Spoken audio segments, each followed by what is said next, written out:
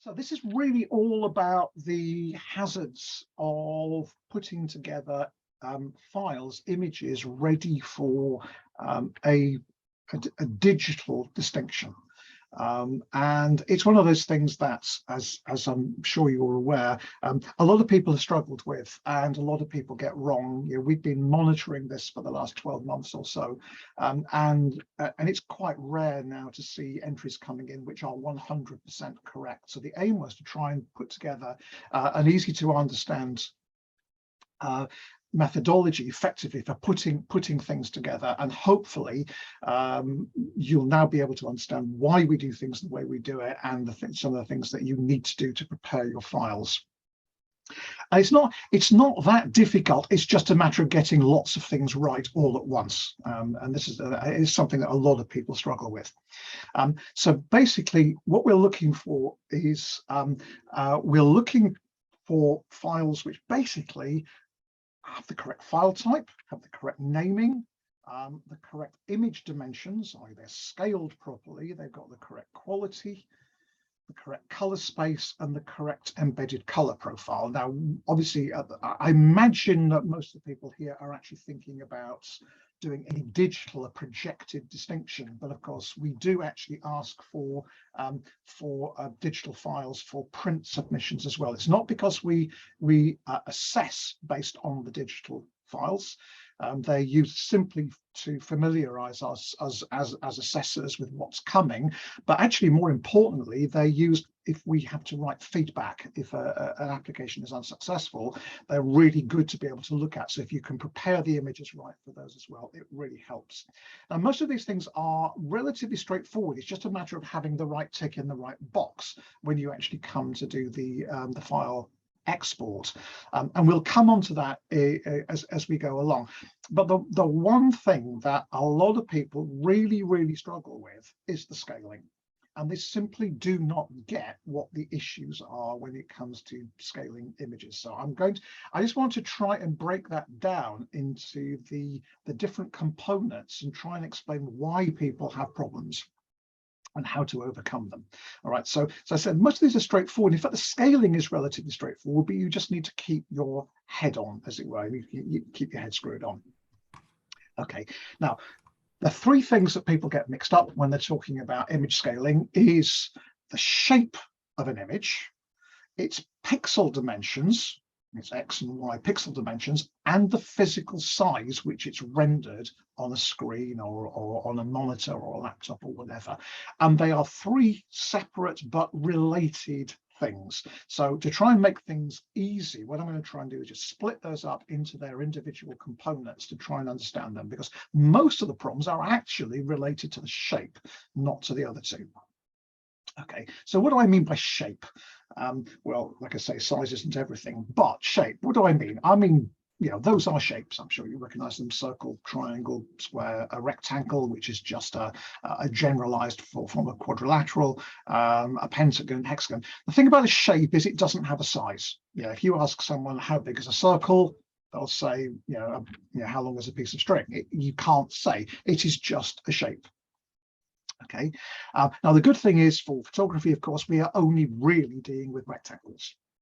Or it's unlikely you're going to find a triangular picture or a circular picture. Almost all the pictures are going to be rectangles, but rectangles come in all shapes and sizes, and those are just a few rectangles, including the one in the darker blue, which is a square. A square, as I said, is just a special kind of rectangle where the width and the height happen to be the same. So the thing about a rectangle is, how do you characterize it? How do you actually define what the shape of a rectangle is? And that's done using a thing called an aspect ratio. And I'm sure for a lot of you, I will be teaching you to suck eggs for a lot of these things. Please just bear with me. But this is an important concept. The aspect ratio basically is the width of the rectangle divided by the height of the rectangle in the same units, whatever those units happen to be. Okay, so it's the width and the height. That gives you the aspect ratio. So let's look at some shapes. So that's an obvious one. It is 1 unit wide by 1 unit high. It's a square. All right, that is a 1-to-1 aspect ratio. That's hopefully fairly obvious. Put two squares side by side, you end up with a 2:1. So it's 2 units wide by 1 unit high. That is a 2:1 aspect ratio. Incidentally, if it's one you've never tried in photography, try it. It's an absolutely superb aspect ratio. I love 2:1. It forms a really, really nice horizontal letterbox, and for compositional reasons, it works really nicely. So that's 2:1. There's another one that's quite common. Anybody that has a DSLR, basically anything other than a point and shoot or a micro four thirds, the chances are your sensor is going to have that aspect ratio. So it's 3 units wide by 2 units high. Happens to be the same aspect ratio of 35mm film. That's why it's so popular. So 3:2 is very, very common. 4 units wide by 3 units high, 4:3, a little bit squarer. That's also very common. A lot of phones have got that aspect ratio. As I say, point and shoots tend to have that, as do micro four thirds. That's where the 4:3 comes from in the 4/3. Okay, obviously you can have portrait format as well. So an aspect ratio of 2:3 is 2 units wide by 3 units high. And the one on the right is 3 units wide by 4 units high. So it's fairly clear how we are actually building up these shapes just by making sure that we divide the width and the height in the same units. Okay. 5:4, that was an aspect ratio beloved of film photographers. A lot of the large format negatives came in 5:4. A lot of portrait photographers still use 5:4 or 4:5. And this is the one that we're going to be spending most of today talking about, which is 16:9. Now, anybody who's got a widescreen television knows this aspect ratio well. Because some time ago, I can't remember exactly when it was, back in the dim and distant days, televisions were 4:3. They were squarer, a lot squarer. They were cathode ray tubes, they were square. When we moved over to widescreen broadcasting, the aspect ratio chosen was 16:9, and it's an aspect ratio that's been adopted by an awful lot of the photographic and broadcasting industry. So it's an aspect ratio you will see all over, and it is now the aspect ratio that the RPS use for their projection. All right, so 16:9 is the aspect ratio we're going to be talking about most of the time in this presentation. Okay, so where's where the problem comes when you have 2 different aspect ratios. How do you actually match them up? All right, now a couple of bits of nomenclature that you ought to be aware of. Again, you might have met them before, but I've mentioned them anyway in case you haven't. The first is a thing called a bounding box. Now, think of a bounding box as being a bit like a fence going around a field. You know, this field has a raging bull in it. The idea of the bounding box is that your bull can wander anywhere in the field, but it can't get outside the fence. It can't get outside the bounding box. Okay, and that it's a term which is used a lot in computer graphics. It just means it is the shape or size of the thing into which you are fitting another thing. It's not a terribly good analogy, though, because the implication of having a fence is that you can't get outside the fence, and that's not really how this works when it comes to projection. So the other bit of nomenclature, and this is the one that's used in Photoshop, and anybody who's used Photoshop will recognize these terms immediately, is the idea of a canvas on which you paint an image. So you have a canvas, which is a particular size and shape, and then you paint an image on that canvas, which can have a different size and shape. Okay, and that's a much better one, because it's perfectly possible to have a canvas which is bigger than the image, or even have an image which is bigger than the canvas, where you don't actually see the whole of the image. So that is a much, much better bit of nomenclature, I think. Now, when it comes to matching the 2 together, there are basically 3 algorithms, and only 2 of them are really important to us. In fact, only one is probably really important. I'll mention them because the others you will find in other circumstances as well. So those matching methods are fit, fill, and stretch. So this is the issue. All right, so we've got a particular problem, which is we've got a 16:9 canvas. All right. can be a screen, it can be a projection, doesn't really matter. It's a 16:9 canvas, and we've got various different shapes to fit onto that canvas. So here I've got 4 examples: a 3:2, a 2:3, a 2:1, and a 16:9. So let's go into let's go to our first real example, and we'll open that in Photoshop. Because Photoshop is this is not the way you would ever do the resizing. Please don't ever try to do this in terms of resizing, but this is a way of demonstrating how things are done and how things actually work. So imagine here, ignore the crosshairs. The cyan crosshairs are just their guides. If you've not met them before, it's just to help me to position an image directly in the middle of the canvas. That's all. It's just there to help me. So just ignore them. So what we have here is a black rectangle, and that black rectangle represents the canvas, a 16:9 canvas. And we have on the right hand side 4 images: a 3:2, which is the puffin, a 2:3, which is the church, a 2:1, which is the pier here, and another one which is 16:9, which are my 2 delightful dogs, which you'll see on several occasions as we go through. Okay, so what we can do, let's take our image and we're going to drag it onto the canvas. I've now centered it there. So let's hide the guides. Okay, so normally when you are putting an image onto a canvas, you want to be able to see the whole image, but you want to see it as large as possible. Now this is called fit, and you'll see this. This is the one that is most common and the one that you are most likely to use. And this is where logically you are taking the image and you enlarge it until it exactly fits either the height or the width of the canvas, depending on which one comes first. Now we'll think about which one comes first a little bit later, but in this case, this is going to be height limited. All right, it's a 3:2 image on a 16:9 canvas. So if you make the image fit exactly onto the canvas, we now have black bars left and right. All right, so it doesn't quite occupy the entire canvas. It's only occupying the middle bit of the canvas, but it is using up the full height. So that is fit. The second algorithm is to use fill. Now, fill basically says carry on enlarging the image until every bit of the canvas has been covered. All right. So in this case, as you can see, we've actually lost some of the image at the top and some of the image at the bottom. They've fallen off the edge of the canvas. Now, as it happens with this particular image, that wouldn't be an issue because you could just move the image up and it would fit the canvas just fine, as it happens. But that's a coincidence. It's not normally how you would do it. All right. So that's where you would fill the canvas with the image. But there is another one as well, and the other one is to stretch. Now, this is not something you would ever normally do, but I'm including it for completeness, and that is where you force the aspect ratio of the image to be the same as the aspect ratio of the canvas. And in this case, what you end up with is a short, fat puffin, one that looks like it's been squashed.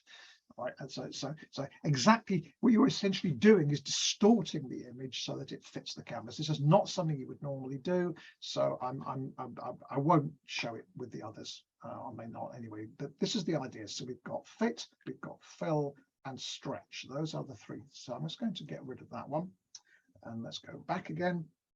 Let's try a different one. This is a 2 to 3. So if we enlarge, I'll leave the guides there. You know what they are now. Now, if we enlarge that, you'll find that this one is also height limited. All right, but because it's a vertical, we've now got much bigger areas of unused canvas left and right. Much bigger areas.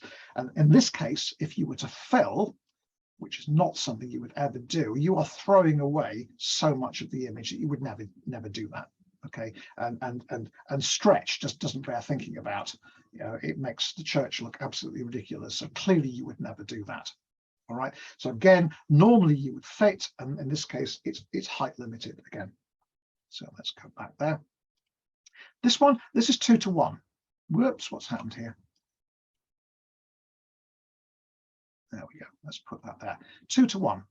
Same basic idea, only this time, as you enlarge it, it will hit the left and the right-hand sides first before it hits the top and the bottom. So this happens to be width limited. So now we have black bars top and bottom. All right, so whether or not the black bars are top and bottom, or whether they are left and right, is going to depend on the aspect ratio of the image you're putting onto your canvas. But it'll be one of the two, very, very likely. So that's that one. Now, in this case, I could stretch it, I could fill, it would be okay, but that's how it would look if you were fitting. All right, so let's get rid of that one. And the final one, this is just something just for, it may be obvious, I hope it's obvious anyway, that if you have a 16:9 canvas and you put a 16:9 image on it, so in other words, these two have exactly the same shape, then it will fit perfectly. There won't be any black bars top and bottom, there won't be any black bars left and right, and they will all be exactly the same. So just remember, when we are putting an image onto a canvas, the one thing that's absolutely paramount is that we want to preserve the proportions. We want to keep the aspect ratio of the original image the same, and normally that means we're going to be fitting the image to the canvas. Okay, right, let us get rid of that one. We can now finish with that one because we don't want it anymore. And let's go back to where we were here. So hopefully, where are we? There we go. No. There we go. So let me now find the next one. Right. So that's shape. So the rest of it hopefully is easy. If you can get your head around the shape and how that shape, two shapes are constrained, then the rest of it hopefully should be relatively straightforward. Now let's move on to the next thing, which is pixel dimensions, when we're talking about physical dimensions of images we're working with. And this now is starting to bring size in, and this time it's pixel size. Now the one huge advantage, I'm sure you'll be all breathing a huge sigh of relief here, it's really, it makes life an awful lot easier. The really good news is in photography, pixels are square.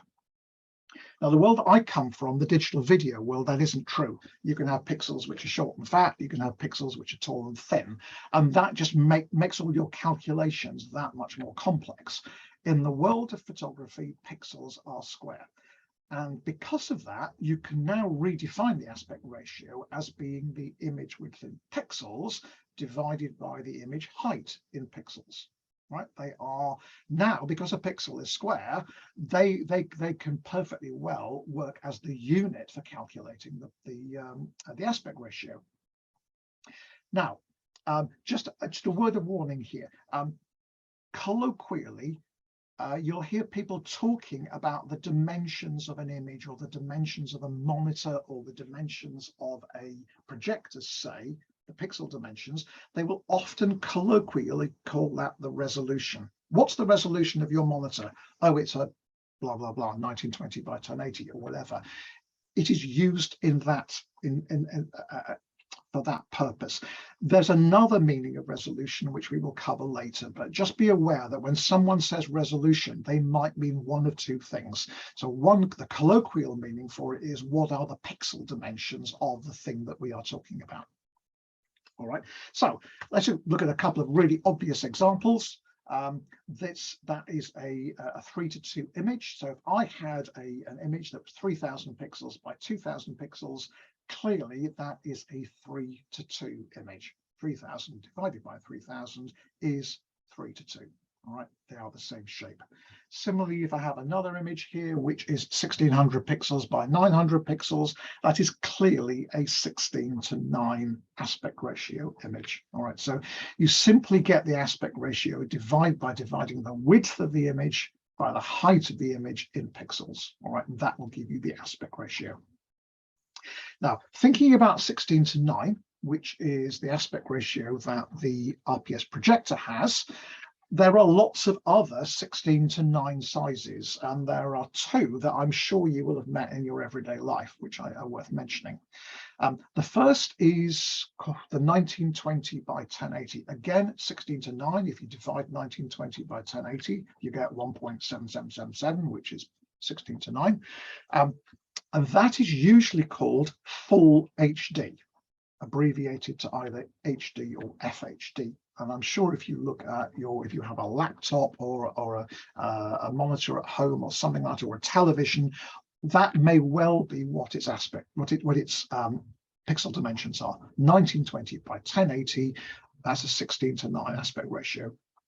The other one, which is extremely common now, is 3840 by 2160, which is exactly twice full HD. So it's twice 1920 by twice 1080, so 3840 by 2160. This is known as Ultra HD or UHD. All right. There is one in the middle called Quad HD, which is 2560 by 1440. Some monitors do have that. Again, that's another 16:9, but I'm going to stick to those two.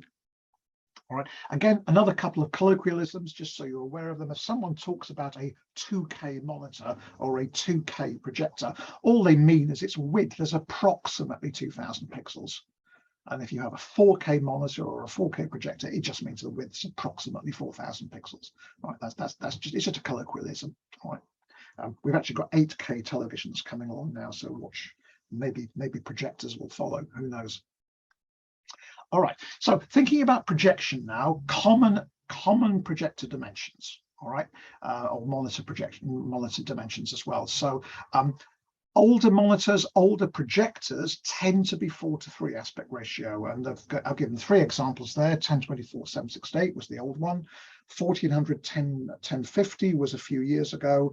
A lot of projectors now are 1600 by 1200, and if you enter national, international exhibitions, that's likely to be the resolution that you have to prepare your images for. 4:3, 1600 by 1200. 16:9 we've already mentioned. 1920 by 1080 is one. 3840 by 2160. Those are the two common dimensions for monitors and projectors. And as I've marked there, the RPS projector is 3840 by 2160. Those are the dimensions of the RPS projector. Some monitors are actually 16:10. All right, and the common ones, some projectors as well. The projector that we use at Cambridge is a 16:10 projector, and it happens to have the dimensions of 1920 by 1200, which is that 16:10. Okay, so how does that actually work when you come to putting real images onto a real projection? All right, so look at this. Let's look at the four images that we looked at before. All right, so our puffin, we know our puffin is height limited. So that means that we've got 2160. We know the height is 2160, assuming we're fitting it to the canvas. All right. We know it's a 3:2 image. Therefore, the width is going to be 2160 multiplied by 3 divided by 2. And that gets you 3240 by 2160. So that's what it will be if it was projected on a 3840 by 2160 canvas. Same thing for this is the 2:3. So now we've got 2160. We are height limited. So the width is going to be 2160 multiplied by 2 divided by 3, which is 1440. All right.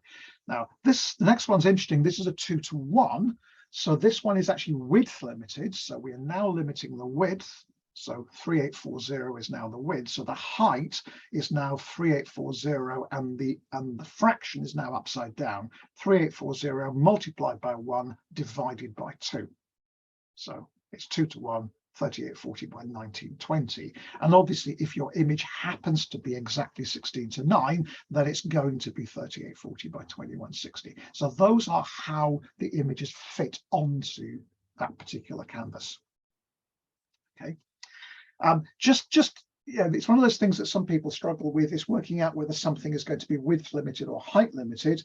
This is just some numbers. You don't have to remember these. It's just you may end up calculating this yourself. If you have a 16:9 canvas, the aspect ratio of the canvas is 1.7777.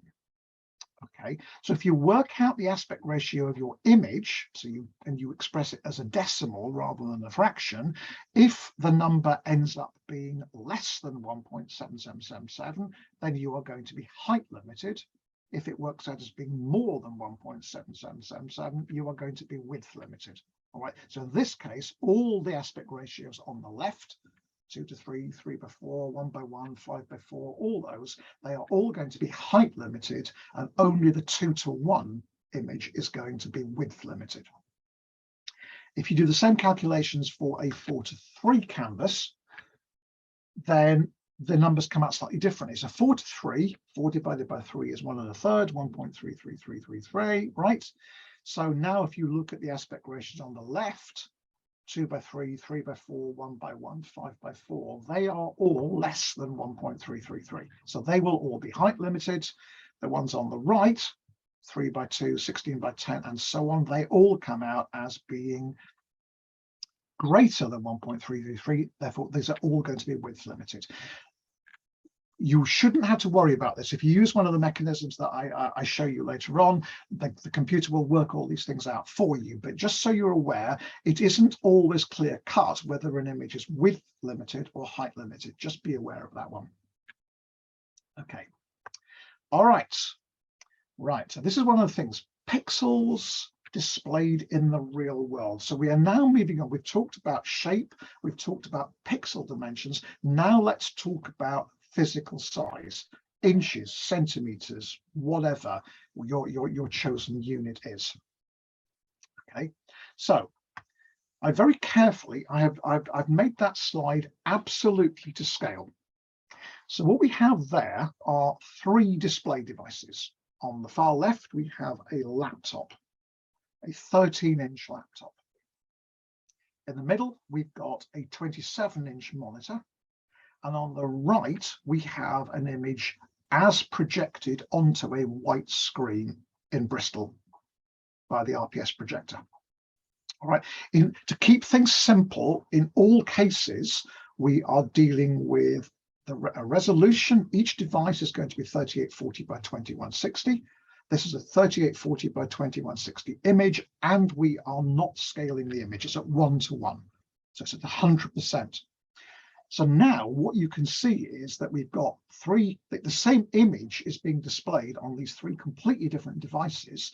So they've all got the same pixel dimensions, but obviously completely different physical sizes, totally different physical sizes. All right. And very, very different, as you can see, going from very small to very large.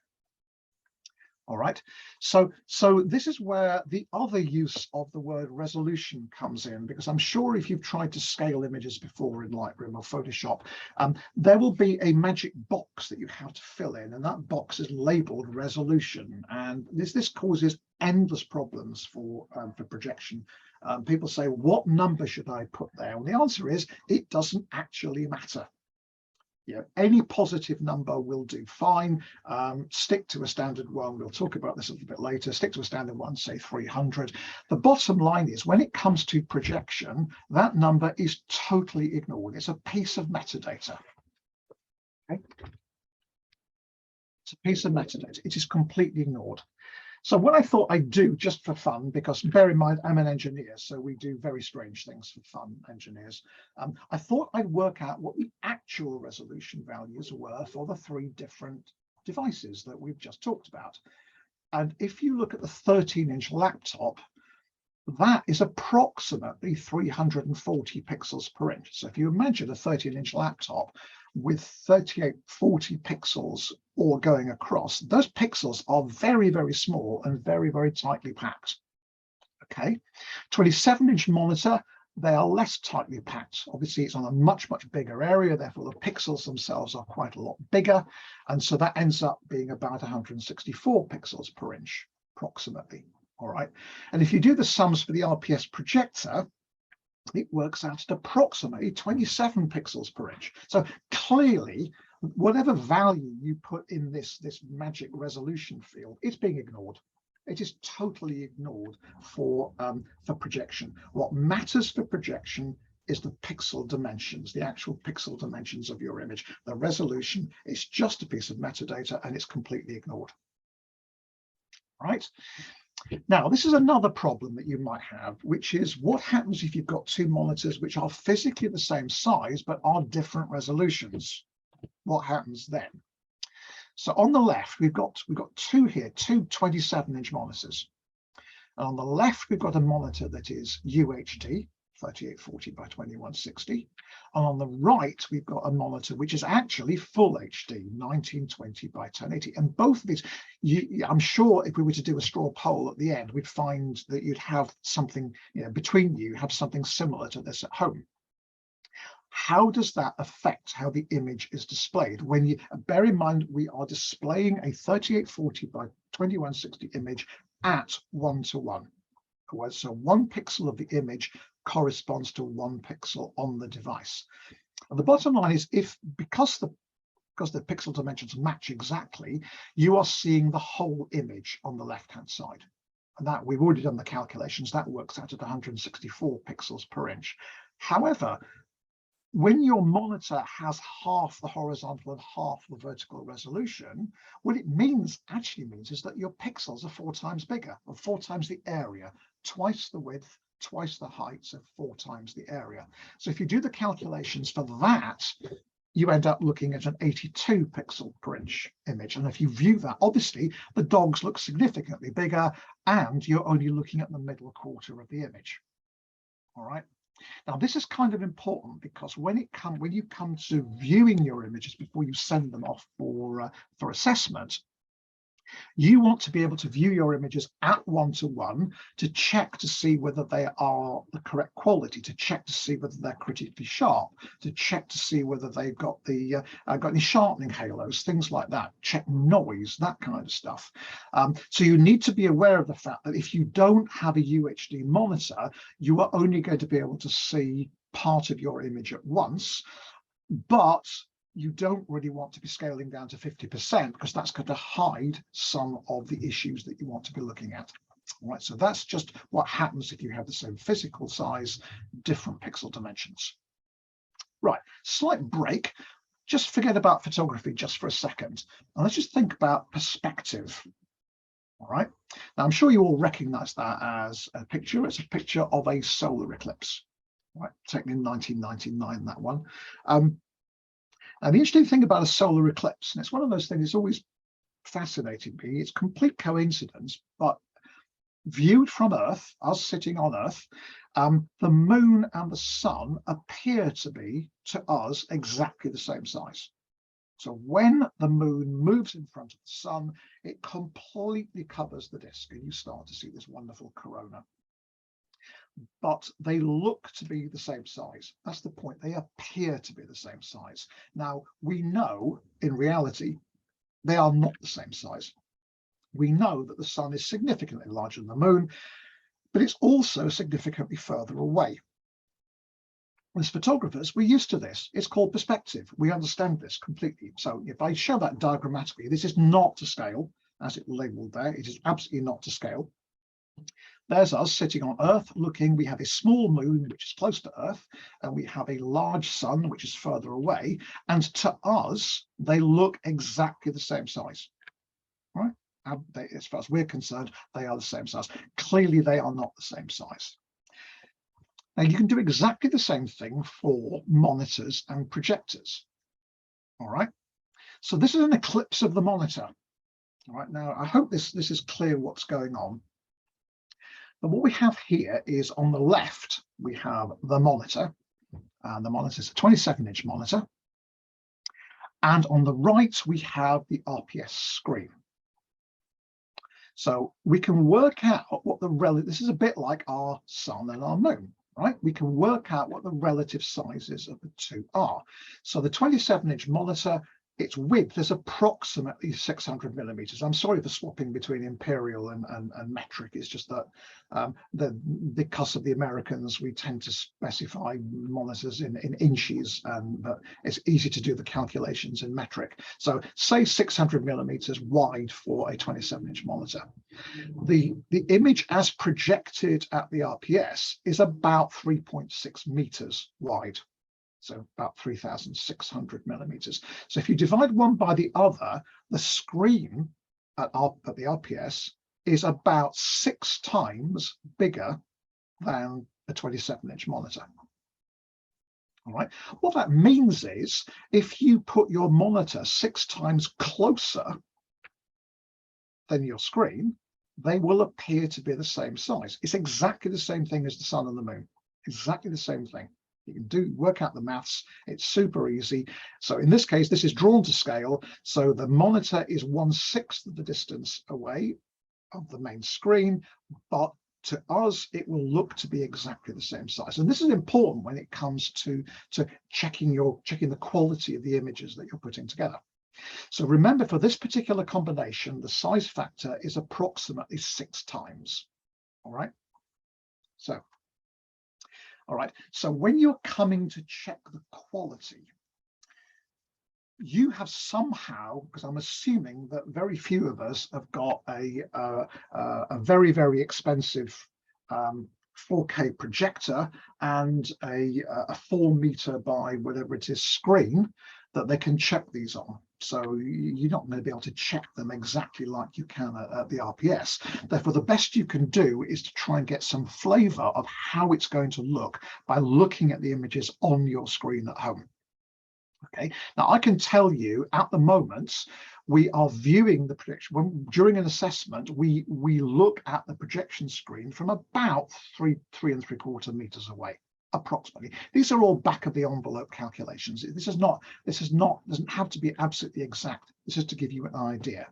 All right, so it's approximately 3.75 meters away. Now we just calculated that for our particular combination of a 27-inch UHD monitor and the projection screen, we have a size factor of approximately 6 times. So in other words, if you view your monitor 6 times closer than 3.75 meters, it will look subjectively about the same size. More importantly, things like artifacts, so things like sharpening artifacts or critical sharpness or noise will look about the same.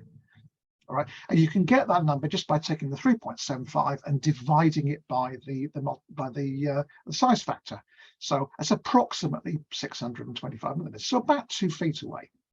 It's a fairly normal viewing distance. If you have a 27-inch UHD monitor and you view it from a normal viewing distance, that is about the same in terms of perceived quality as looking at a large projection screen from 3.75 meters away. All right. If you're one of those people that has a 1920 by 1080 monitor, then things are slightly different, of course, because your pixels are twice the width and twice the height. Therefore, to get the same kind of perceived quality, you've actually got to move back twice the distance. All right, so you've got to be about 1.2 meters away. But again, it's the same thing. If you do that, you will be looking at the pixels at subjectively the same size as we view them when they're being assessed. Okay. The other possibility is if you've got a television that you might want to project onto. So I've just worked out, you can work these numbers out yourself, because all you have to do is to get, assuming it's a 3840, say, television, you know it's 3840 pixels wide. If you get a tape measure and you work out what the actual width is and divide one by the other, that will give you the pixels per inch, and you divide that with the one that I've given you earlier for the RPS projector, and you'll get a size factor. So in this case, I can tell you for a 42-inch TV, it's a size factor of approximately 4 times. And that would mean if you viewed that television from about 900 millimeters away, you're getting the same kind of experience as us viewing a large screen from 3.75 meters away. If you have a 55-inch television, UHD television, size factor is approximately 3 times. So you'd need to be about 1.2 meters away. If you have a 24-inch monitor, the numbers are slightly different. Size factor is about 7, so you're viewing from about ½ a meter away. A 24-inch 1920, you're viewing from about 1 meter away. As I say, these are back of the envelope, finger in the air numbers, but they will give you an idea that if you can train yourself to look at the monitor at about that distance, and you are viewing your images at 1:1, then you will get the same quality experience that we get during an assessment. Okay, so these are things that are really important when you are checking your image quality. If you're in Lightroom, view them at 1:1. It's called 1:1 in Lightroom. If you're in Photoshop, just to be different, it's called 100% magnification. All right, and the viewing distance, obviously the one you choose at home depends on your physical size of your monitor and the pixel dimensions. So that was probably quite complex. It's going to be easier to refer back to the notes, but just to give you an idea, although you don't have a 4-meter screen at home, you can still get the same general idea as to how your images are going to look. All right, so what are the requirements? Well, there are 6 commandments that thou shalt follow. All right, first one, file types, got to be JPEG, has to be JPEG. All right, we can't accept TIFF or PNG or PSD or JPEG 2000 or JPEG or anything else. Please don't send any of those other file formats. It's got to be JPEG. Okay, just it either is or it isn't. It's got to be JPEG. Second one, file naming. Each file should have a name which is 2 digits followed by the suffix .jpg. All right, so correct examples are things like 01, 02, 03, 10, 11, 12, and so on. The reason we have 2 digits, including the leading zeros, this is really important, is that when they are sorted alphabetically, as opposed to numerically, they will sort in the correct order. So the files are named in the correct order. That is the order in which they will be projected. It's really important. Okay, so we see this all the time. Please don't send 1.jpg, 2.jpg, and so on, because they will not sort in the right order. Please don't send JPEG, although that would probably work. It's going to depend on the application we use for projection. And I've seen this as well, where people send 01, 02, and 03, so they send the letter O as opposed to the digit. Okay, please make sure it's 2 digits, 01, 02, 03. Okay, we've plugged this one to death. We've talked about the maximum dimensions. It's got to fit within the 3840 by 2160 canvas. All right, so not wider than 3840 and not taller than 2160. If you send us smaller images, they will be projected as is. They will not be enlarged and they will be padded with black. You do not need to pad them with black yourself. They will be padded with black, right? And the recommendation currently from the distinctions department is please don't send us anything smaller than 1920 by 1080. It's simply not large enough to assess. So that's about 1/4 of the projection area, all right? So that's the limit, 3840 by 2160, 16:9. Image quality. This is to do with the JPEG compression. JPEG is a compressed format. You want it to be set to the maximum. And unfortunately, the maximum is called different things in different applications. It's called 100% in Lightroom, in Capture One. In fact, in virtually everything apart from Photoshop. And for some reason, I have no idea why Photoshop call it 1 to 12. And 12 is the maximum. All right, so you want it to be the maximum value. Please do this. It will mean your files are a bit bigger, but if you send us stuff which has been compressed, then we will potentially see things like posterization, where you see an obvious blocks of color with a boundary between them, or JPEG block artifacts, which is where you see those little squares. You actually see your image is made up of little squares, like little tiles. We will see those. Please send things at the highest possible quality, maximum. Okay, color space. It's got to be red, green, blue, RGB. This has got, we're not talking about color profile, we're talking about color space. So please don't send us grayscale or CMYK, which is cyan, magenta, yellow. Okay, that's the printing color space. Don't send us LAB or anything else. RGB color space. Okay. And the final thing, the 6th commandment, the embedded color profile. We'll talk a little bit about profiles a little bit later on. And everything is standardized on sRGB, which is the internet standard. Standard is called saturated red, green, blue. Please use that as the embedded color profile. We do not want to see Adobe RGB or ProPhoto or Display P3 or anything like that. The bottom line is, if you send us a file which has got the wrong color profile, or worse, a missing color profile, then the colors and the contrast that are projected will be unpredictable and inaccurate. Probably will be. All right, so please make sure you've got an embedded color profile of sRGB, otherwise you're not going to match. All right, then of course there's this dreaded resolution value we mentioned earlier on. As I said, forget it. It's just a piece of metadata. It's a number you have to put in when you do the export. Choose a standard number like 300 ppi and forget about it. If you're interested, it's only actually used in two cases, that particular number.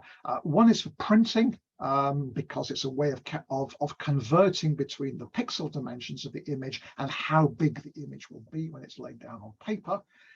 The other thing it's used for, interestingly, is text. I'm not going to go there at the moment. It's not really relevant, but the fact is those are the only two things this metadata value is used for.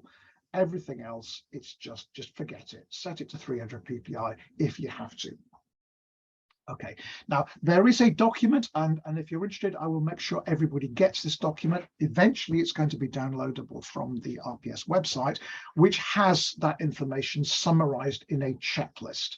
And the aim is to try and get people, before they send their images in, to go through and make sure they have fulfilled those commandments. All right, the file type, the file naming. So that's just a summary of what I've just said. Okay, let's see how it's actually done for real. Okay, how do you actually do it for real? So let's start with Lightroom. Lightroom is something that I'm sure quite a lot of people will use. And the huge advantage that Lightroom has is it will do pretty well everything, all in one go. So if you're the kind of person that likes to just go, get everything sorted, press a button, run as a batch and have it all prepared for you all at once, then this is the way of doing it. Okay, there's one thing it can't do, which I will mention a little bit later, but pretty well everything else it will do. Okay, so what I've got here, I've got a selection of images which I've pulled together. These happen to be TIFFs. There are arbitrary sizes, arbitrary color spaces, and arbitrary color profiles. Okay, so if you are preparing a panel or files for a panel within Lightroom, I would suggest that what you do is you select a set, and I've done this for a couple already, and put them in a collection. So a collection is a kind of virtual folder. The thing about a collection is that you can pull images from different places, from different folders, different disk drives, and pull them all together and just have them all in a set. So I'm pretending at the moment I'm putting together a licentiate panel just because it's got the fewest number of images. So I've got 10 here. And these are, at the moment, I have arranged these so that they will be as in laid out order, as in for the distinction. All right. I've also done the same thing for a mono panel. I was going to show you this is the other real reason for doing it in a collection, is that you can get the ordering right. You can actually do the ordering yourself in the collection. So at the moment, these are sorted by file name. If you look at the file sizes, they're all over the place. That's 5623, and that one's 5197. That's 4489, and so on. So the sizes are all over the place.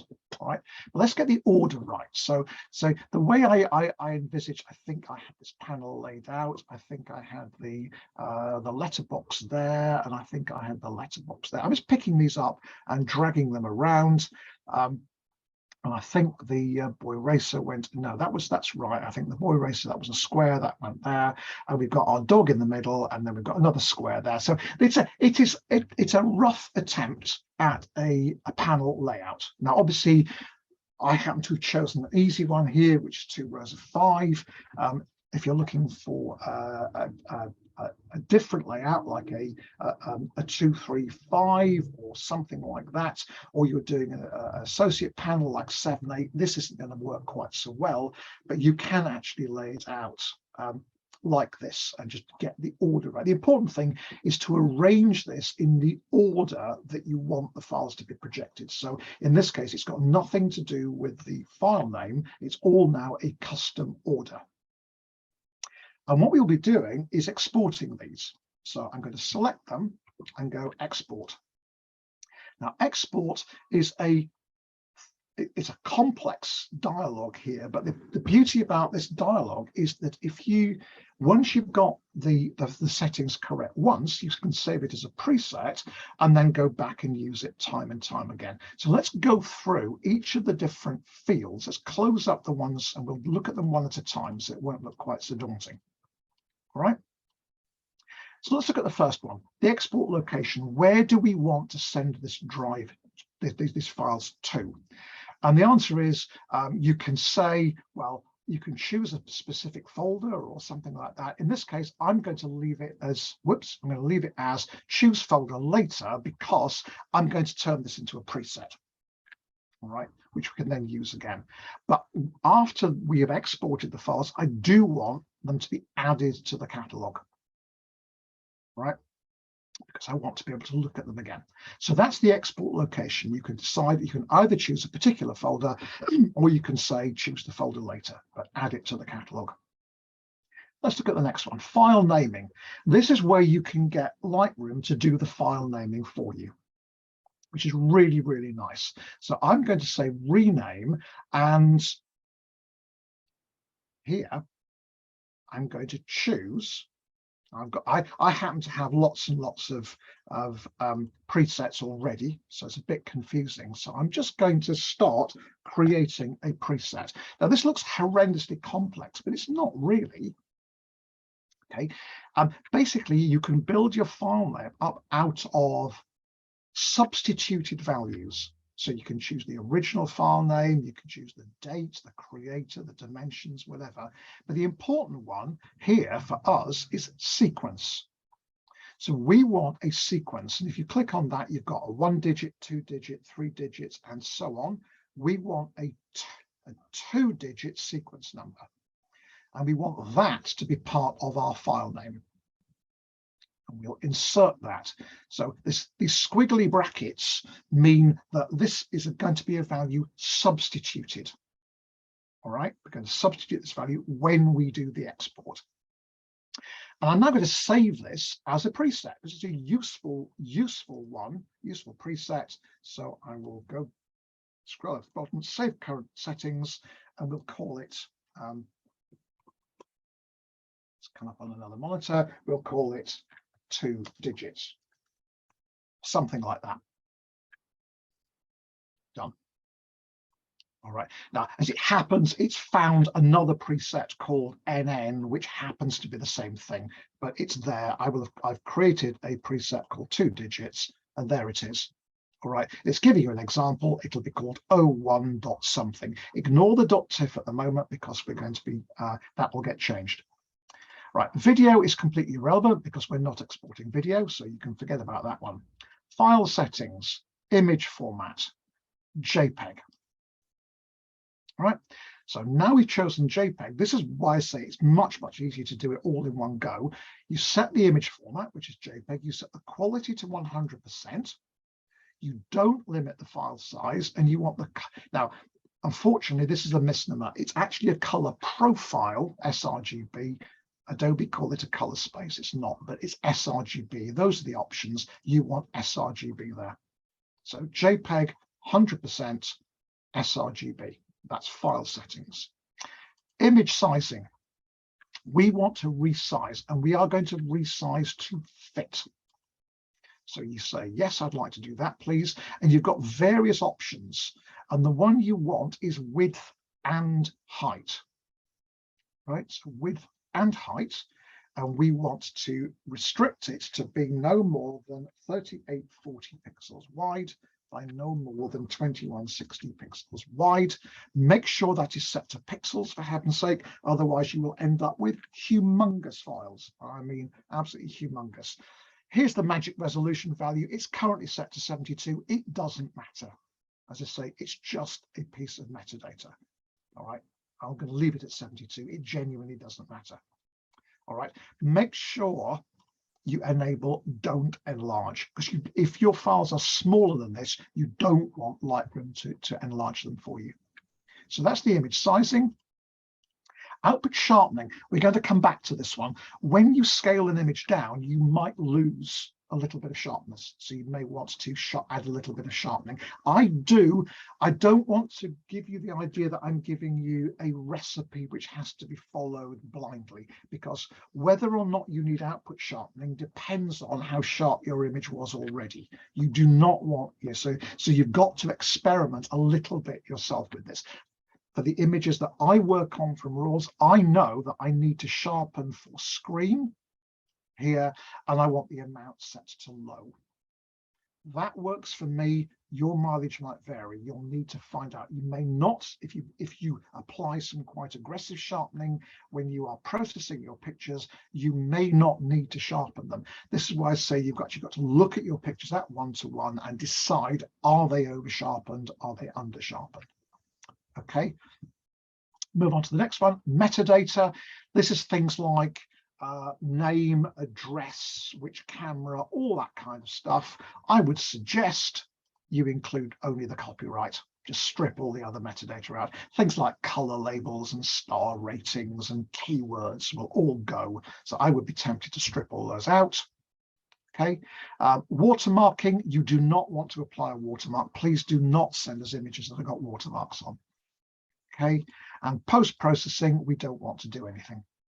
So that's it. That is what we've done. We've chosen where we want the file to go. We've chosen its name, what the file sizes are going to be, what sharpening we want to apply, what metadata we want to include. That's there. So we can now add this as a preset. We can call it something like RPS Distinctions example.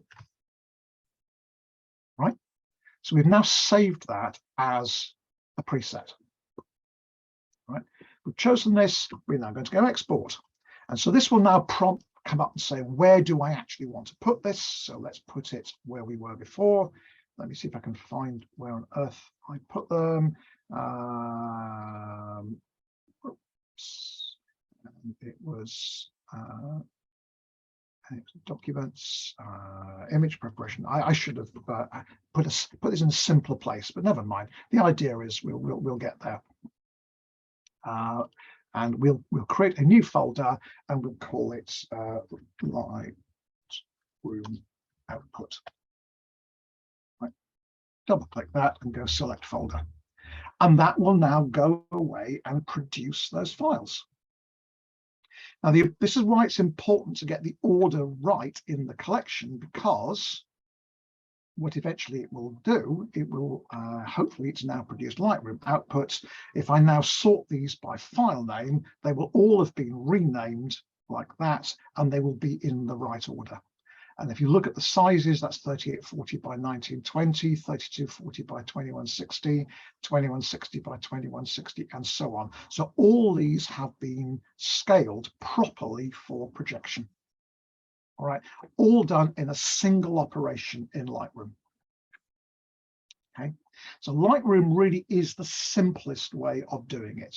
Okay, now clearly you don't have to do it as a collection. You could do these piecemeal and then rename the files later. That's entirely up to you.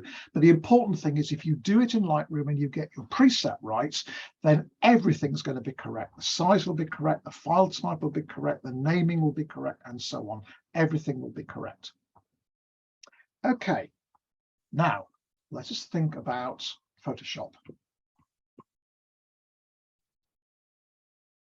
Can find the right, where are we? So let's find, where is Photoshop gone? Right. Okay, now, don't know why I put that up, because I don't strictly need it. Let us think about Photoshop. Now, there are two ways of doing it in Photoshop. There's the difficult way and the easy way. I'm going to show you the difficult way first, and it should be obvious, I hope, to anybody who has eyes, why it's the difficult way. So I'm going to start off here with some PSDs. All right, we'll choose that one, our old friend, the golden plover. So these are Photoshop documents. And they are, now let's first start, let's have a look at the size.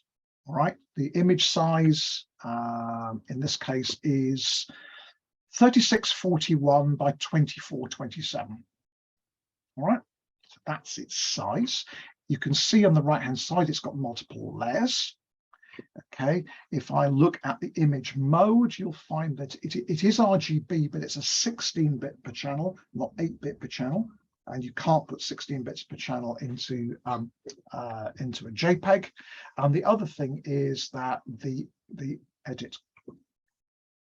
convert to profile, it's actually worked on in the Adobe RGB color profile, and we want to convert it to sRGB. So there are lots and lots of things. The size is wrong, the color is wrong, the bit depth is wrong. All these things are wrong. It's layered. We cannot directly convert this to a JPEG. So you've actually got to do this by steam, and you've got to remember how to do it. So I will just go through to show you quite how horrible it is. I hope I will persuade you this is the wrong way of doing it. I'll show you anyway for completeness. So the first thing we want to do is to flatten it, to get rid of the layers. So we're now back to a single layer. All right, good start. Okay, let's get the mode and move that to 8 bits per channel rather than 16 bits per channel. So that's the second thing done. We want to convert the color. So edit, convert to profile. Never ever use a sign profile unless you know what you're doing. There be dragons there. So stick to convert to profile. Source space is the one that's currently there. The destination space is sRGB. I'm going to use relative colorimetric. I'll come back to that a little bit later, and then go OK. All right, so we've now got something which is the right number of layers, it's the right number of pixels, all right, pixel depth, and it's the right color. Now we come to the issue of sizing. All right, and this is where most people come unstuck. There's a difficult way to do this, but one that's very powerful, and there's an easy way to do it, which is less powerful. So let me show you the easy way first of all, and that's under File, Automate, Fit Image. All right, and here, this is just like Lightroom. You can type in a width and a height, and what you are constraining here, this is a bounding box in the name that we talked about earlier. It's a bounding box, it's a fence, you can't go outside it, and you say, please don't enlarge. So that will constrain it, and so it doesn't matter whether it's width constrained or height constrained, it genuinely doesn't matter. This will get it right. All right, so that has done the scale. Right, so that's the easy way of doing it. Let me go back a previous step. So I'm just going to find the history, and we will go back the previous step. Here's the complex way of doing it. And this is where it starts to get really, really complex. And you go image, image size. Now, the thing about this is there's umpteen different things you can get wrong here. And we are going to fit it to, we want to fit. Now, this is where you've got to decide whether this image is going to be width limited or height limited. It's the biggest mistake that a lot of people make. They assume that because this is a landscape image, it's going to be width limited. So they type in 3840 there, and they completely ignore the fact the height is now too much. It's now bigger than 2160. They get the width right, and they get the height. They miss the fact the height's wrong, right? Either that, or they forget this little link, which is the aspect ratio. And if you uncheck that and you type in 3840 by 2160, what that's going to do is it's going to stretch our old friend the stretch, if you remember that one when we were looking at the fit, and that's going to stretch the image to its exactly 3840 by exactly 2160. You do not want that. You want to link the aspect ratio, and in this case we're height limited, so you actually need to type in 2160. So you've got to do this manually. If you don't use fit image, you've got to do this manually and keep an eye on the width and the height. All right. The resolution, 300, doesn't matter. As I say, this is just a magic number there. You must have resample on because we do want to resample the image. This is the problem.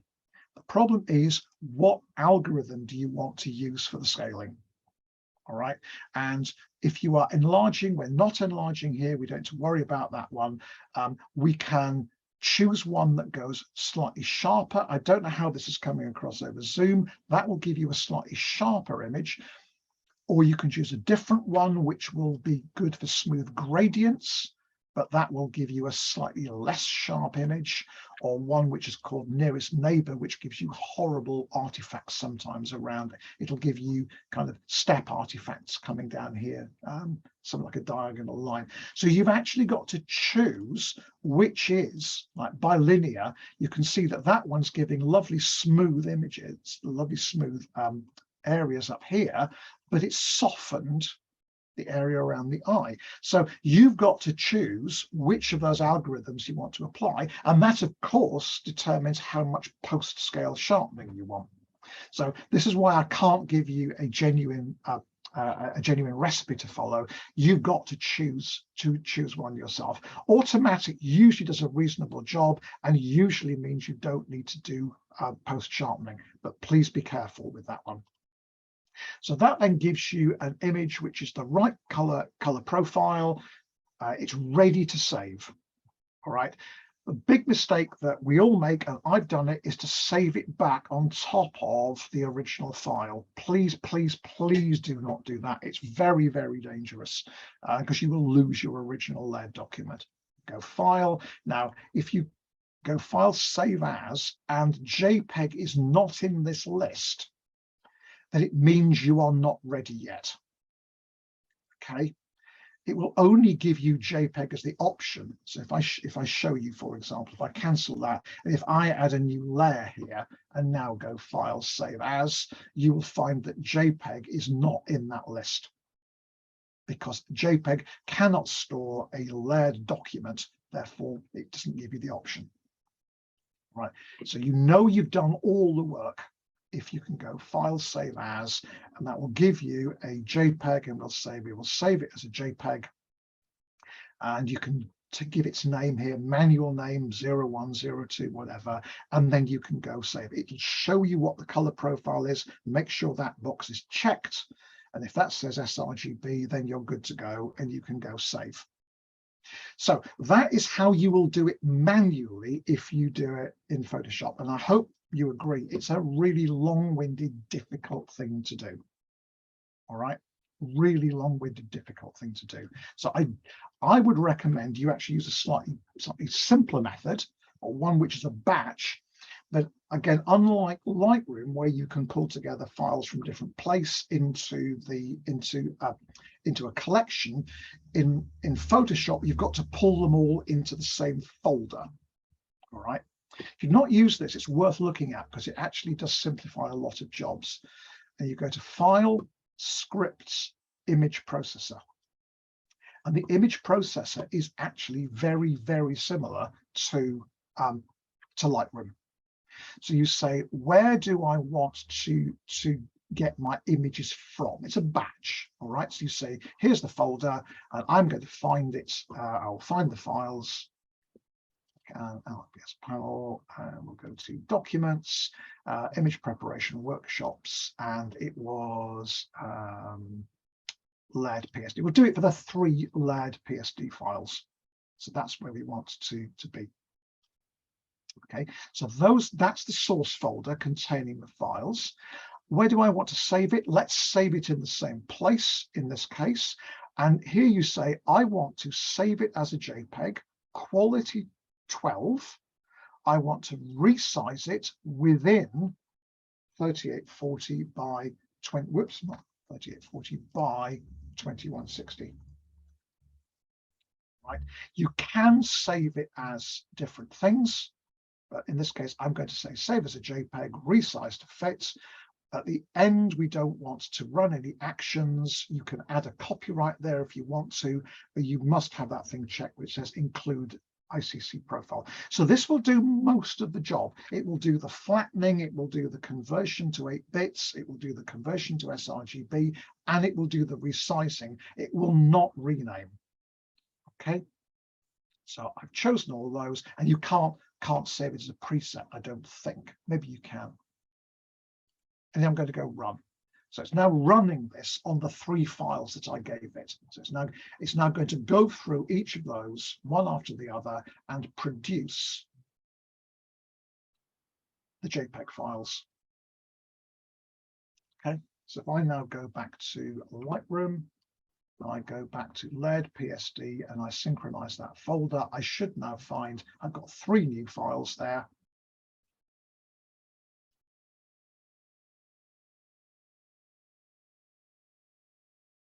Oh, good. Lightroom has now decided it's not responding. Don't you just love this professional software? Okay, I may have, oh, we're there. Okay, right, it's done it. So here we are. So there's that one. That is now 1440 by 2160. That's 3240 by 2160, and that's 3840 by 2019. So they've all been scaled. They're all JPEGs. They're all sRGB. They're ready, but they have not been renamed. All right. So that's the simple way, or simpler way, of doing it in Photoshop, is to use the image processor. Okay. Right.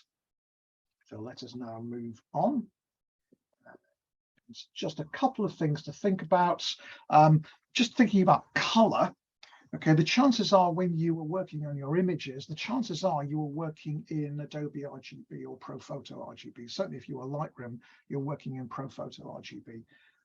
But either of those 2 color profiles are capable of storing a much bigger range of colors than sRGB. And this gives you a problem, because you actually need to squeeze this bigger range of colors into a profile that only has a smaller range of colors. And basically, you're attempting to fit a quart into a pint pot, all right? And you can't do that. So you've got to decide how you want to handle that. There are 2 ways that's done. This is called the rendering intent. If you ever see something called rendering intent, this is what it means. And there are 2 relevant rendering intents. One's called perceptual. And what that does is to say we pretend the source is a kind of concertina, and we kind of just squeeze it. We squeeze it from either end until it fits the destination. All right. So the things which are at the extreme will be moved the most, and the things which are in the middle will be moved the least. Ignore the actual colors. This is just meant to represent a range of colors. Okay. So we will squeeze them. So that's perceptual conversion. The alternative one is called relative colorimetric. And what that does is it does an exact conversion where it can, but for those colors which are out of gamut, in other words, they're colors that cannot actually be represented in the target color profile, they're simply clipped to the nearest possible color. All right, so those are the 2 options. So you're now aware of what the difference are. You either have the squeeze, which will shift colors, or you have the exact transfer, but which might potentially clip colors. So you've got to choose which one you want. So basically, perceptual will preserve any differences you have in colors, but it may shift individual colors. If you've got an awful lot of very highly saturated colors, I would suggest you use perceptual, and I'm fairly sure that's what Lightroom uses. And if you're using Photoshop, you do have a choice. Relative colorimetric will preserve color accuracy, but it might clip out of gamut colors. All right, so just be aware. We've talked about sharpening after scale, where and by how much. This is the issue. You've got these different scaling algorithms. Some will preserve smooth gradients, some preserves fine edges. You've got to look at your images and decide which is the best to use. I'm fairly sure the Lightroom scaling is one which preserves smooth gradients. Therefore, the chances are you may have to apply a little bit of post-image sharpening afterwards, or post-scaling sharpening, I should say. All right, so those are the different ones, post-scale sharpening. So you can either sharpen as part of the export process in Lightroom, or in Photoshop, you've actually got to do it manually. I would suggest something like Smart Sharpen, but there isn't a simple formula, so I don't want to give you one. It's going to be up to your particular images as to how it works. Okay, let's just think a little bit about presentation. I'm aware of the fact we are probably going to overrun. I'll apologize about that now, but we will probably overrun. So, artistic considerations. And this is where things start to get interesting. So I've got here I've got a panel, all right, same panel I've prepared in 2 different ways. Now, these happen to be 3840 by 2160 images. I'm doing this presentation on a 1920 by 1080 screen. Therefore, I'm going to project them at 50%. So you'll now see the proper images as projected, right? So imagine you're an assessor, you're sitting there, and this panel comes up in front of you. So I'll just go through them as a sequence and get an idea in your mind what they actually look like. Okay, don't mock me for the quality of these images. I've just pulled these at random to give you an idea of what this might look like. So we're projecting them. Here we are. So here's the bottom row. It's up on monochrome. Okay. And that's the layout. So that is exactly as it will be projected when we are assessing them. And obviously, if it's an associate or a fellowship, the layout will be different, but it's the same basic principle. They are shown one after the other. They're shown more slowly than that. I think it's 7 seconds per slide, and they are shown twice. And we as assessors can ask to see them again. But that's essentially how it looks. Okay. Now, consider the following. Here is the same panel, but slightly different. See what you think of this one.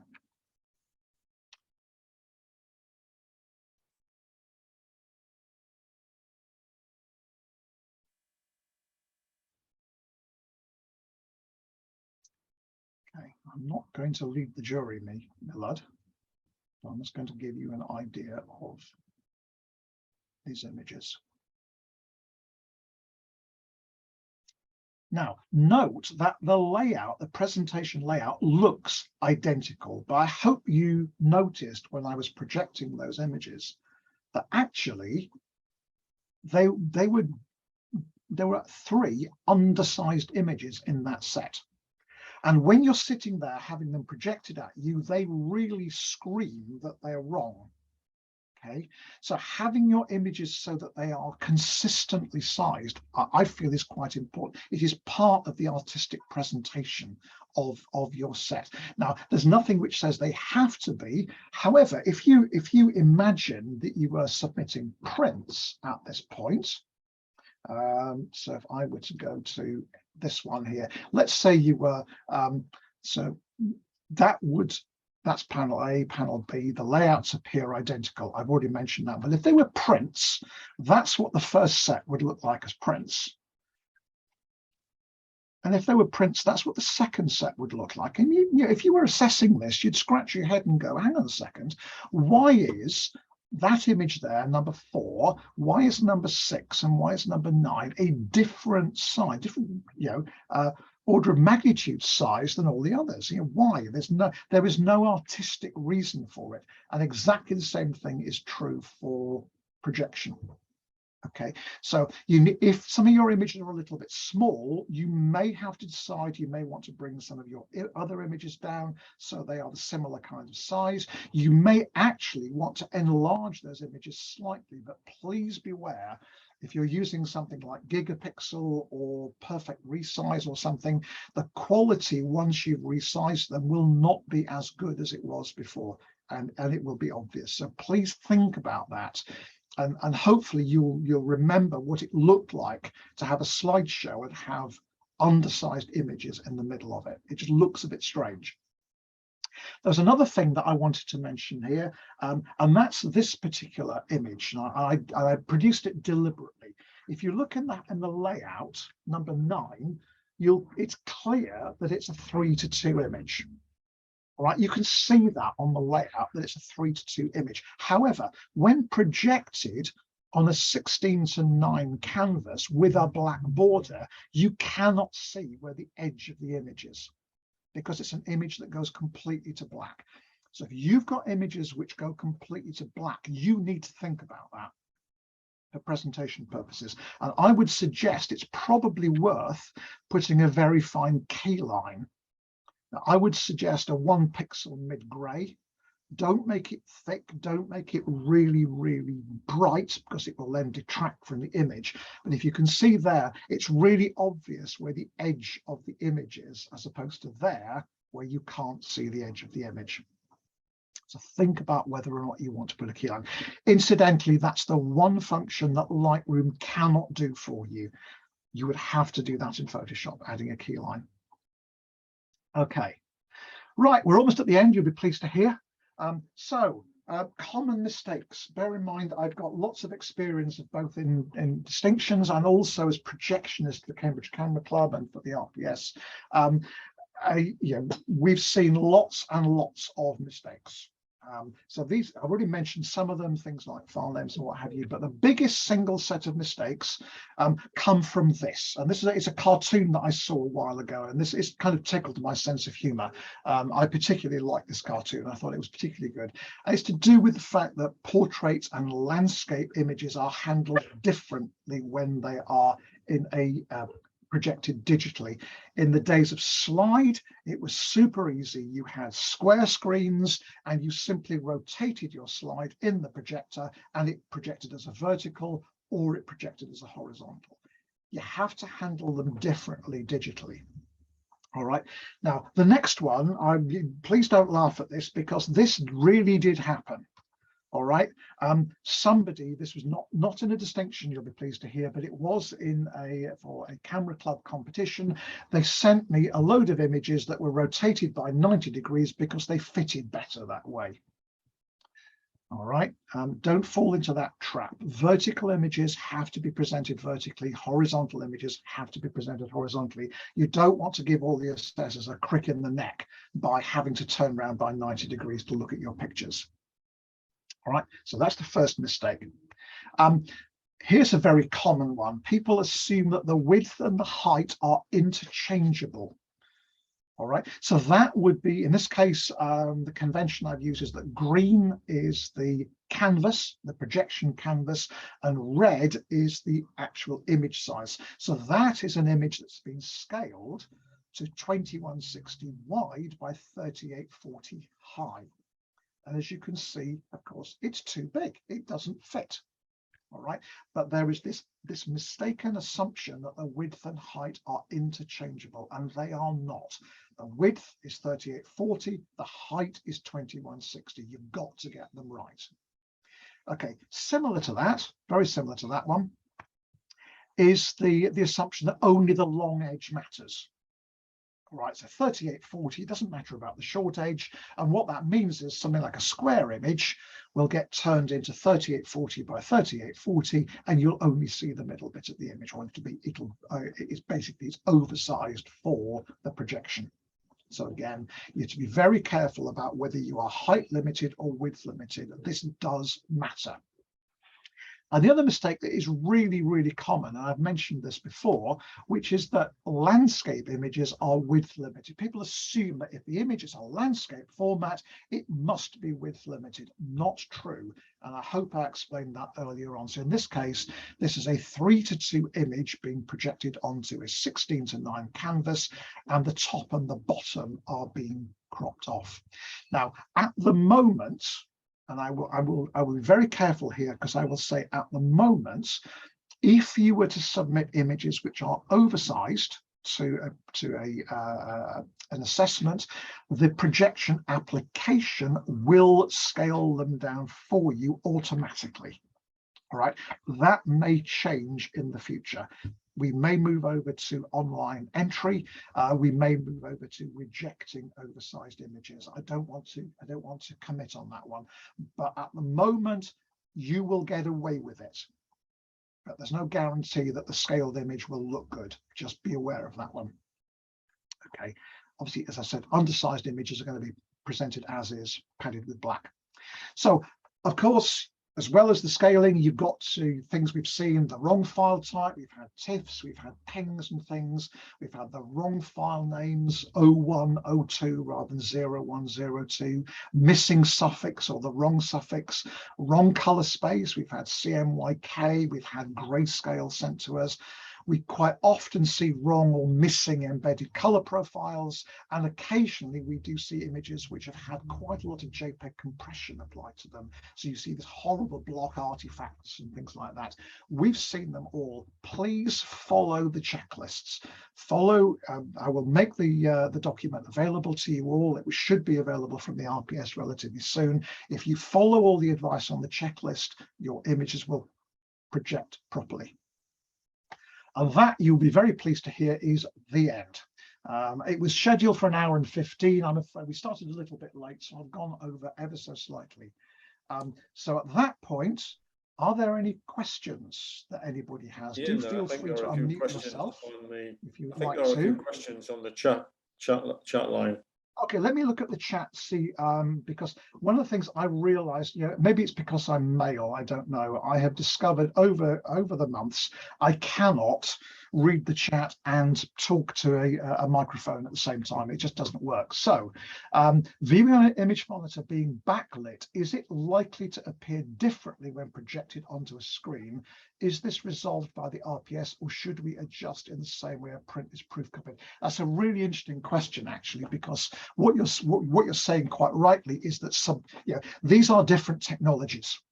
All right, just like a print is a different technology, a projection is a different technology to a screen. And even screens are different. Some are LCD and backlit. Some of them are LED, which are essentially front lit. So they will look different. All I can say is that if you have calibrated the brightness of your screen to be roughly 120 candela per square meter, which is the standard for photography, and you have checked your histogram correctly. This is really important. Make sure you've checked your histogram. You don't have blown highlights. You don't have blocked shadows. You're using the full tonal range where appropriate, things like that. Then, as projected, it should look as close as possible. We have done this. It's never going to be absolutely identical, but it will be as close as possible to a well-calibrated screen at home. That's all I can say. But it's, if you really want to find out, come along to an assessment. You can come along and sit in on any assessment if you live close to Bristol. You can sit in there. They are live streamed. Obviously, that's not going to show you how the projection works, but they are live streamed, and you're very welcome to join in. Okay, can one do scaling in Photoshop Elements? Yes, it's exactly the same. It's just a bit limited as to what you can do. I don't know if it's got fit image. There may well be another way of doing it in Elements, but you've certainly got image size in Elements. That was one of the questions. It would seem that portrait-oriented images with large black borders would be at a disadvantage when projected for assessment. You are okay. I think what you're saying there is that you have fewer active pixels. All right, fewer, and it's true. It's been a perennial problem with digital projection. The fact that people who have portrait images, fewer of their pixels are seen effectively than with horizontal. We make allowances for that. So the answer is, do I agree with that one? I agree with the technical idea behind it, but all the assessors are they understand this, they're well versed, they understand. You could, if you wanted to, make your horizontal images slightly smaller so that there's less of a variation in area between verticals and horizontals. That's an artistic decision, that's entirely up to you. But we know that if you have something which is height limited, it's a fact of life. Okay. All right. Visual impact. Yes, it's a visual impact thing. You're quite right. It just says horizontal uses 84%, vertical uses just 37%. You could choose to have your horizontal images slightly smaller, so there's less of a jump in area. It's an artistic decision. What I would suggest you do is you create your files and then do exactly what I did earlier on. Run them as a slideshow. See how they look, right? See how they feel when you see them. Okay, well, another question: when resampling to a smaller size in Photoshop, which resampling algorithm is used when using Fit Image or the image processor? It's a very, very good question, and the answer is I don't know which algorithm. I imagine it uses automatic. I don't know. I'm fairly certain that Lightroom will use the one which preserves smooth gradients. Try it, suck it and see, the old technique. Try it and see which one you prefer. Okay, for a square image with space at either side of the image, does it need the canvas size to make it full pixel size, or is the size file submitted to the height of 2160 automatically set? Yes, you're quite right. It will be if the image is smaller than the canvas, it will be centered on the canvas and padded with black. So the answer is it will be centered automatically for you and padded with black by the projection software, which at the moment I can tell you is ACDC Pro. That's what we use for projection. Similar question: revisual impact, should you always use the largest amount of screen for each image or adjust? So right, okay, we've kind of covered that. That's an artistic decision. It's a bit like with prints as well. Same problem with prints. If you've got a square print and you've got a big, shall we say, horizontal letterbox print, do you make them the same height? Do you make them the same area? Do you make them the same width? What do you do? Same thing. I think there are no golden rules. You've got to look at your individual images and decide which is best for them. Would it be better to shoot sRGB to avoid having to change? No, it wouldn't. You should be shooting RAW anyway. If you change your camera to sRGB, that only affects the JPEGs it produces. It doesn't affect the RAW. And the problem with that is you are throwing away color at the taking stage. It's much better to take the image first, then process it, and then decide which color is important. So the answer is no, I would not shoot an sRGB. Anyway, it's irrelevant if you shoot RAW. Can all the images be square? Absolutely. Perfectly good question. If you want all your images square, or indeed all your images having the same aspect ratio, that projects beautifully. If they're all the same aspect ratio, because everything then comes up and it looks like a really nice, neat slideshow, but it doesn't have to be like that. If one works on a new MacBook Pro, one can't calibrate the screen as usual. Okay. That must be a graphics driver issue. I'm guessing one of the new M1 MacBook Pros, I'm guessing. I'd be surprised if that isn't fixed soon. Otherwise, you've either got to find another monitor that is calibrated, or maybe view it on someone else's monitor that is calibrated. Okay, those were the questions that were in the chat. Are there any other questions that anybody has? If not, then I will stop the recording now.